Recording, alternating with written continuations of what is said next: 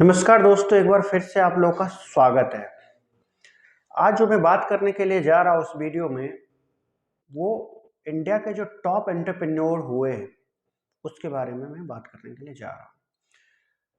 तो सबसे पहले हम लोग लिस्ट को एक क्विक ओवरव्यू आपको देता हूँ कि इस टॉप 10 एंटरप्रेन्योर में ये लाइफ टाइम एंटरप्रेन्योर है जो इंडिया के लिए, जो हिंदुस्तान का झंडा ऑल ओवर द वर्ल्ड सब जगह पे इन लोगों ने गाड़ा है। ये रोल मॉडल बन सकते हैं हमारे न्यू जनरेशन के लिए, हमारे यूथ के लिए, जो आने वाला जनरेशन है उनके लिए रोल मॉडल बन सकते हैं। और रोल मॉडल को अच्छी तरीके से पढ़ना, समझना, बूझना चाहिए कि उनने क्या किया, क्या प्रॉब्लम सॉल्व किया, और प्रॉब्लम सॉल्व करके उनने क्या अचीव किया, अचीवमेंट के साथ साथ उनने क्या बिजनेस को बड़ा किया, और आज की डेट में वो क्या चल रहा है, कैसे चल रहा है, वो सारी तमाम बातें इस वीडियो में होगा। तो एक बार बात करते हैं सबसे पहले मुकेश अंबानी के फादर धीरू भाई अंबानी का। धीरू भाई अंबानी एक ऐसे एंटरप्रेन्योर हुए इंडिया में जिनने स्क्रैच से, जीरो से स्टार्ट करके मल्टी मिलियनियर डॉलर बिजनेस उन्हें खड़ा कर दिया है, जो अभी मुकेश अंबानी के द्वारा ऑपरेट हो रहा है। मल्टीपल इंडस्ट्री में मल्टीपल सर्विसेज दे रहे हैं, वो रिटेल हो, गैस हो, ऑयल हो, इलेक्ट्रिसिटी हो, हर एक इंडस्ट्री में उनका, रिलायंस का आज की डेट में पकड़ है, बोलबाला है। तो बात करते हैं कि कैसे उन्हें स्क्रैच से कैसे इतना बड़ा बिजनेस को बनाया, ये सबसे बड़ी अहम बात है। इस वीडियो में मैं एक ब्रीफ ही दे रहा हूँ आपको, बहुत बड़ा डिस्कशन नहीं करूँगा क्योंकि वीडियो लंबा हो जाएगा। 10 लोगों के बारे में थोड़ा थोड़ा इन्फॉर्मेशन मेरे को देना है, फिर एक एक करके डिटेल हम आगे कवर करेंगे वीडियो में। तो सबसे पहले ये आपको बता दें कि धीरू भाई अंबानी जो थे, उनने कोई बड़ा कॉलेज, कोई बड़ा इंस्टीट्यूशन से कोई बड़ा डिग्री नहीं लिया था उनने।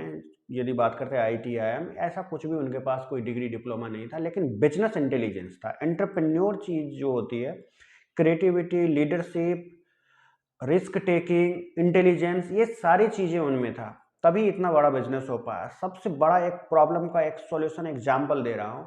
सबसे बड़ी चीज ये है कि उनने हजारों लाखों लोगों को कोलेबोरेट करके, इकट्ठा करके, उनके पैसों को इकट्ठा करके एक बड़ा एंटरप्रेन्योर में कन्वर्ट कर दिया। ये आप गूगल पे जाके या कहीं भी, विकिपीडिया पे भी आप कहीं भी पढ़ सकते हैं, कई सारे जगह पे लिखा हुआ है। मैं आपको लाइव एग्जांपल समझा देता हूँ। जब AGM होती है कंपनी की, जब कंपनी के जितने भी स्टेक होल्डर होते हैं, उनके साथ जो डायरेक्टर होते हैं, उनके साथ एक मीटिंग होती है। वो पहली ऐसी रिलायंस एक पहली ऐसी कंपनी है जो एक मैदान में उनको करना पड़ा था, धीरू भाई अंबानी को। तो ये एक प्रॉब्लम थी कि पैसा कहाँ से आएगा। उसका सॉल्यूशन उन्होंने निकाला कि हर एक आदमी को इन्वॉल्व कर लिया। यदि आपको 10,000, 15,000, 20,000 जितना भी पैसा है आप लगा सकते हैं रिलायंस में, उसके अगेंस्ट में आपको रिवर्ट बैक पैसा मिलेगा। तो यहाँ पे पब्लिक सपोर्ट सिस्टम खड़ा हो गया रिलायंस के लिए। रिलायंस वर्ड ही क्लियर है कि लोगों को रिलायंस के ऊपर बहुत ज़्यादा विश्वास है। तो इस तरीके से धीरू भाई अंबानी की जर्नी स्टार्ट हुई। मैंने एक इवेंट आपको बताया कि कैसे उन्होंने अपने इंटेलिजेंस को इस्तेमाल करके नहीं होते हुए पैसे का अरेंज किया और रिलायंस आज की डेट में इतनी बड़ी कंपनी हो गई। दूसरा मैं बात करने के लिए जा रहा हूँ एक ऐसा एंटरप्रेन्योर का जो देशभक्ति के साथ साथ उनने बिजनेस को भी खड़ा किया, और बिजनेस आज की डेट में साइन कर रहा है एंटायर द वर्ल्ड, सभी लोग जानते हैं। जी हाँ, मैं बात करने के लिए जा रहा हूँ रतन टाटा का। रतन टाटा जी एक ऐसे पर्सनालिटी हुए, एक ऐसा एंटरप्रेन्योर हुए जो प्रॉब्लम को सॉल्व किया और टाटा ग्रुप को पीपल ऑफ कंपनी बना दिया। हर एक बंदा टाटा को लाइक करता है। नमक से लेकर के रात को सोने तक का सारा चीज़ें टाटा का इन्वॉल्वमेंट है, हर एक जगह पे इन्वॉल्वमेंट है। तो मैं बात कर रहा हूँ कि प्रॉब्लम उनने कैसे सॉर्ट कैसे किया, उस चीज़ के एक लाइव एग्जाम्पल मैं आपको दिखाऊंगा। इंडिया के लिए एक चैलेंज था कि किसी भी कंपनी ने 100% कोई एक कार का मैन्युफैक्चरिंग इंडिया में नहीं किया था। जो इंडिया का प्रोडक्ट बना हो, इंडिया में ही बना हो, इंडिया में ही असेंबल हो और इंडियन लोगों के लिए हो।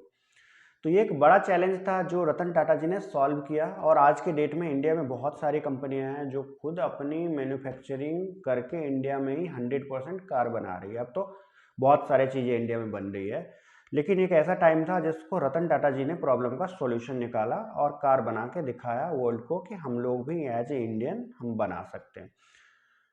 तो इस तरीके से रतन टाटा जी का जर्नी था। तो एक एंटरप्रेन्योर यहाँ पे आपको दिखाई दे रहा होगा कि कैसे ऐसे चैलेंजेस को सॉल्व किया जो कभी हो ही नहीं सकता, जो कभी लोग एक्सपेक्ट ही नहीं किया था कि इंडिया में भी हो सकता है।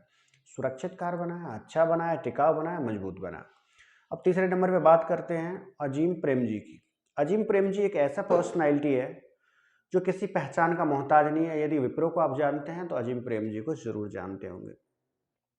वो एक ऐसा प्रॉब्लम सॉल्वर बने जो इंडिया के अंदर जो जिसने 20,000 भी लगाया विप्रो के अंदर, वो कई लाखों में रिवर्ट बैक उनको मिला। तो प्रॉब्लम, कई सारे प्रॉब्लम थे जिसको प्रेम जी ने सॉल्व किया। वो टेक्नोलॉजी हो, आउटसोर्स हो, कई सारे जगह पे उनने ऐसे ऐसे प्रॉब्लम को सॉल्व किया जो इंडिया के लिए काफ़ी प्राउड मोमेंट था। विप्रो लिमिटेड हर एक जगह पे, चाहे इंफॉर्मेशन टेक्नोलॉजी हो, चाहे कंसल्टिंग हो, चाहे बिजनेस प्रोसेस को आउटसोर्स करना, सब जगह पे विप्रो इन्वॉल्व रहा और विप्रो ने झंडा गाड़ दिया। चौथे नंबर पे बात कर रहा हूँ शिव नादार जी। हाँ, जो HCL वाले हैं, शिव नादार का मैं बात कर रहा हूँ। शिव नादार एक ऐसे एंटरप्रेन्योर हुए जो स्क्रैच से अपना बिजनेस, एक सेल्फ मेड बिजनेसमैन हुए जो एक ऐसे प्रॉब्लम को उन्होंने सॉल्व किया जो इंडिया में कभी एक्सपेक्ट नहीं किया जा सकता है कि लैपटॉप इतने सस्ते भी मिल सकते हैं या कंप्यूटर इतना सस्ता भी मिल सकता है। तो उनने एक ऐसा इनोवेट करके स्ट्रक्चर तैयार किया जो लैपटॉप भी बना, कंप्यूटर डेस्कटॉप भी बना। वो रेवोल्यूशन का एक पार्ट बन गया जो इंडिया में कंप्यूटर लैपटॉप का चल रहा था। और HCL ने हार्डवेयर, नेटवर्किंग, सॉफ्टवेयर, टेक्नोलॉजी हर एक जगह पे अपना इनोवेशन लगाया, अपना इंटेलिजेंस लगाया। और आज की डेट में यूनिकॉर्न से भी ऊपर लाखों करोड़ों की कंपनी बनी बैठी है। 44 कंट्री में इनका ऑपरेशन है। हर एक कंट्री में इनने आउटसोर्स टेक्नोलॉजी, इस सारी चीज़ों पे इनने बहुत ज़्यादा फोकस किया और आज की डेट में ये नंबर टॉप की कंपनियों में इनका लिस्ट आता है। और शिव नादार जी इनोवेटिव एंटरप्रेन्योर में शुमार होता है। 5th नंबर पे आता है उदय कोटक। उदय कोटक एक ऐसे एंटरप्रेन्योर हुए जो स्क्रैच से बैंकिंग सिस्टम को एक रोबस्ट बैंकिंग सिस्टम बना दिया, टेक्नोलॉजी इनेबल्ड बैंकिंग सिस्टम बना दिया। अभी आप सोच नहीं सकते कि कोटक इतना ज़्यादा टेक्नोलॉजी ओरिएंटेड कंपनी हो गई है, चाहे कॉरपोरेट के लिए, चाहे सेविंग अकाउंट वाले के लिए, चाहे सीनियर सिटीजन के लिए, चाहे NRI के लिए। एक ऐसा बैंकिंग सिस्टम उन्होंने बना दिया जो बैंकिंग ओल्ड जो सिस्टम थे उनको टेक्नोलॉजी इनेबल्ड कर दिया। एक इनिशिएटिव बताता हूँ, 811 एक ऐसी अकाउंटिंग सिस्टम उन्होंने बना दिया। कोई बैंक नहीं जाना है आपको, आधार कार्ड अपलोड करना है, वेरीफाई करना है और घर बैठे बैठे आपका बैंक अकाउंट ओपन हो जाएगा। गवर्नमेंट पॉलिसी को रिलाई करता है, हर एक जगह पे वेरीफाइड होता है और 100% ओरिजिनल पर्सन बैंक अकाउंट को ऑपरेट करते हैं और ये बैंक अकाउंट काम करता है। तो ये एक मैंने आपको उदय कोटक जी का एग्जाम्पल दिया। 6 नंबर पे आता है सुनील मित्तल जी। सुनील मित्तल जी एक ऐसे पर्सनैलिटी हुए जो इतना टेलीकॉम रेवोल्यूशन का एक महानायक के रूप में बने। जी हाँ, एयरटेल भारती को आप जानते होंगे, सुनील मित्तल जी की कंपनी है। रिटेल हो, टेलीकॉम हो, मॉल्स हो, एग्रो टेक्नोलॉजी हो, फूड हो, हर एक जगह पे सुनील मित्तल जी की कंपनी है, इन्वॉल्व है।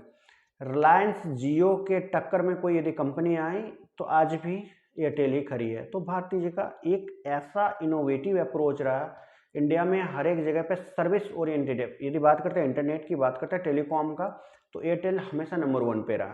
क्यों नंबर 1 पे रहा? क्योंकि इनोवेशन है। तो एक ऐसे जगह से एक ऐसी कंपनी बन के आती है जो एक्चुअल प्रॉब्लम को सॉल्व करती है। नेटवर्क डिप हो रहा है या नेटवर्क अच्छा नहीं काम कर रहा, फाइबर के थ्रू से इंटरनेट ऐड करना और भी कई सारे टेक्नोलॉजी इनेबल्ड चीज़ें करना उनने सही तरीके से किया। और हर एक इंडस्ट्री में जहाँ भी सुनील मित्तल जी का पहुँच है, जहाँ भी जो भी कंपनी इनके ग्रुप की कंपनी है, एक शानदार काम कर रही है। तो ये एक ऐसे एंटरप्रेन्योर का एग्जाम्पल है जिसको लोग इंस्पिरेशन ले सकते हैं कि स्क्रैच से कैसे बिजनेस इतना बड़ा बना दिया और हर एक चीज़ को एक ऑर्गेनाइज्ड वे में चल रहा है। मल्टीपल कंपनियां चल रही है, हजारों लाखों एम्प्लॉयज़ है, सारे लोगों को मैनेज करके और एक प्रॉब्लम को सॉल्व करना डिफरेंट इंडस्ट्री में, डिफरेंट सेक्टर में, प्रॉब्लम फाइंडिंग, सॉल्यूशन और उसका सॉल्यूशन करके निकाल के उसका और मार्केट में लेके जाना, जिससे पैसे भी अर्न हो रहा है, सोसाइटी का भी हेल्प हो रहा है, एक वेंचर भी बड़ा बन रहा है। 7 नंबर पे है नंदन नीलेकानी। नंदन नीलेकानी का पहचान का आज मोहताज नहीं है। एक ऐसी कंपनी जो हर एक IT वाले का सपना होता है कि उस कंपनी को मैं ज्वाइन करूँ। जी हाँ, इन्फोसिस के फाउंडर हैं। 8 नंबर पे आता है सुनील मित्तल जी। सुनील मित्तल जी एक ऐसे एंटरप्रेन्योर हुए जो स्क्रैच से बैंकिंग सिस्टम को एक रोबस्ट बैंकिंग सिस्टम बना दिया, टेक्नोलॉजी इनेबल्ड बैंकिंग सिस्टम बना दिया। आउटसोर्सिंग और टेक्नोलॉजी में ये कंपनी नंबर 1 पे है। कई सारे कंट्रियों में इनका अभी भी अवेलेबिलिटी है और ये कंपनी बहुत अच्छे तरीके से चल रही है। यदि बात करते हैं आधार कार्ड की, आधार कार्ड किसकी देन है? इंफोसिस की देन है, रिसर्च है, इंफोसिस का रिसर्च है। तो ऐसे प्रॉब्लम को उन्होंने आइडेंटिफाई किया जो इंडिया में लोगों के साथ था। कई सारे लोगों ने कई सारा पैन कार्ड बना के रखा था, कई सारा वोटर आईडी कार्ड बना के रखा था, कई सारे शहर में बना के रखा था। उनका संसाधन का इस्तेमाल हो रहा था एक ही जगह, एक ही लोग मल्टीपल जगह पे। ये प्रॉब्लम उन्होंने आइडेंटिफाई किया। इस प्रॉब्लम का उन्होंने सॉल्यूशन निकाल के दिया, यूआईडी, यूनिक आइडेंटिफिकेशन नंबर, जिसको आधार कार्ड के नाम से आज आप जानते हैं। जी हाँ, यही कंपनी है, यही इनोवेटिव नंदन नीलेकानी का ये सबसे बड़ा इनोवेटिव रिसर्च है। और जो इंडिया में अभी लाइव आप देख रहे हैं, हर एक चीज़ आधार कार्ड से इनेबल्ड हो रही है। 8वें नंबर पे मैं रखने के लिए जा रहा हूँ किरण मजुमदार 100 का। दोस्तों वीडियो इसलिए स्पीड हो रही है क्योंकि बहुत ज़्यादा टाइम लगने से, वीडियो को बहुत लंबा करने से लोग देख नहीं पाते, क्योंकि हर एक लोग को आजकल शॉर्ट्स देखने का आदत है। तो स्पीड अप करते हैं। ये एक ऐसे कंपनी का सीईओ फाउंडर है जो जेनेरिक ड्रग्स, आपने सुना होगा जेनेरिक दवा। जेनेरिक दवा बोलने का मतलब ये है कि ऐसे दवा जो किसी ब्रांड, किसी कंपनी से एसोसिएटेड नहीं होती है। जेनेरिक मीन्स प्रॉब्लम है, प्रॉब्लम का सॉल्यूशन का दवाई है। उसकी प्राइसिंग काफ़ी कम हो जाती है। एक ब्रांडेड दवाई का प्राइस काफ़ी हाई हो जाता है, जेनेरिक दवाई। तो इनने ब्रेन स्टॉर्मिंग किया और जेनेरिक मेडिसिन के बारे में, जेनेरिक ड्रग्स के बारे में इनोवेशन करके और भारत सरकार को पकड़ा दिया। हर एक लोग इनको इसी तरीके से जानते हैं।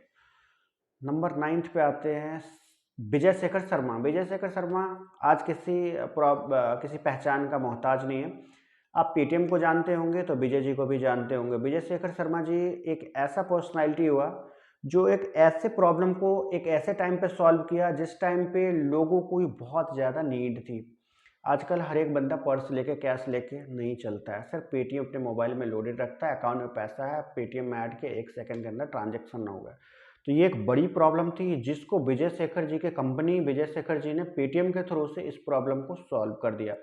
ये 9 नंबर पे आते हैं। 10th पे मैं कुणाल भैल को डालता हूँ, जो स्नैपडील का फाउंडर है। स्नैपडील नाम की कंपनी को बनाया, जो ई कॉमर्स सेगमेंट में स्टार्टिंग में जिस टाइम पे इंटरनेट रेवोल्यूशन इंडिया में चल रहा था, उस टाइम पे कंपनी बनी थी स्नैपडील।